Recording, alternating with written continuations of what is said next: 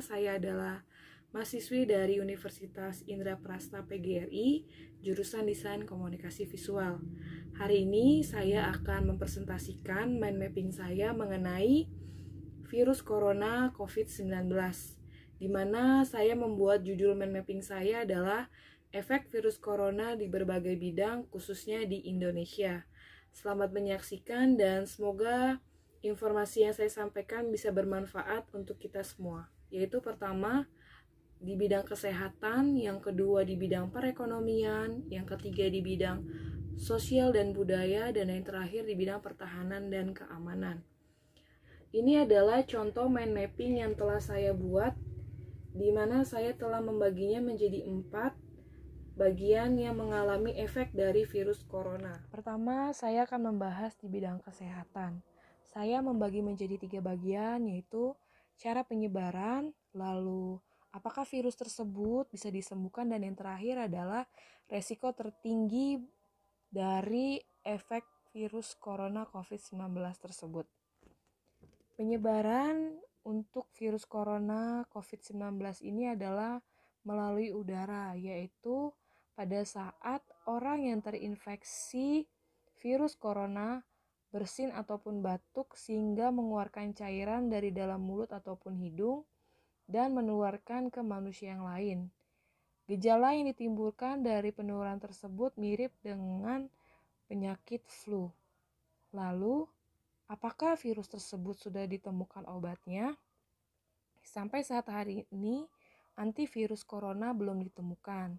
Tetapi bagi pasien yang sudah terkena virus COVID-19 ini, hanya ditangani dengan perawatan yang ekstra untuk meringankan dan menghilangkan efek dari gejala virus corona COVID-19 tersebut.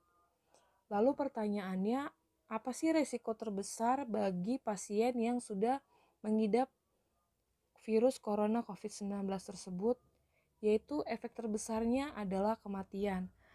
Yang kedua, saya akan membahas efek virus corona COVID-19 di bidang perekonomian.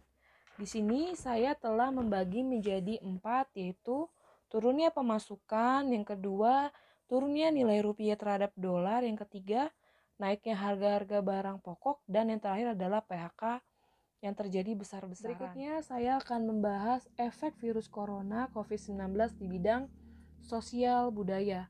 Di sini saya telah membagi menjadi 3 poin, yaitu yang pertama, social distancing. Pemerintah telah memberlakukan social distancing ataupun jarak aman antara manusia yang satu dengan yang lainnya, yaitu berjarak 1 meter. Apa sih kegunaan atau diberlakukannya social distancing? Yaitu untuk menurunkan penyebaran virus corona ataupun COVID-19.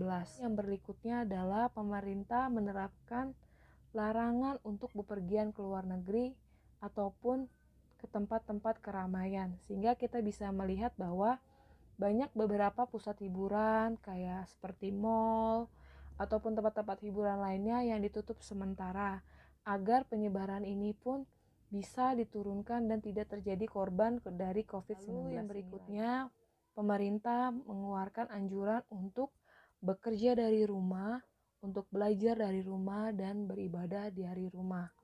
Semoga anjuran dari pemerintah ini bisa kita jalankan bersama agar virus corona COVID-19 ini bisa hilang dan tidak ada lagi korban jiwa. Lalu efek virus corona COVID-19 juga dialami di bidang pertahanan dan keamanan, di mana saya sudah membuat menjadi 3 poin, yaitu yang pertama adalah naiknya angka kriminalitas. Akibat dari pemutusan hubungan kerja yang besar-besaran, maka ada beberapa masyarakat yang melakukan cara pintas, yaitu dengan cara melakukan kejahatan. Sehingga kita harus terus waspada, baik terhadap kesehatan maupun keamanan kita ketika kita berada di luar. Berikutnya, pemerintah juga mengeluarkan kebijakan untuk memulangkan beberapa narapidana agar penyebaran dari virus corona COVID-19 ini menurun dan tidak memakan korban jiwa lainnya.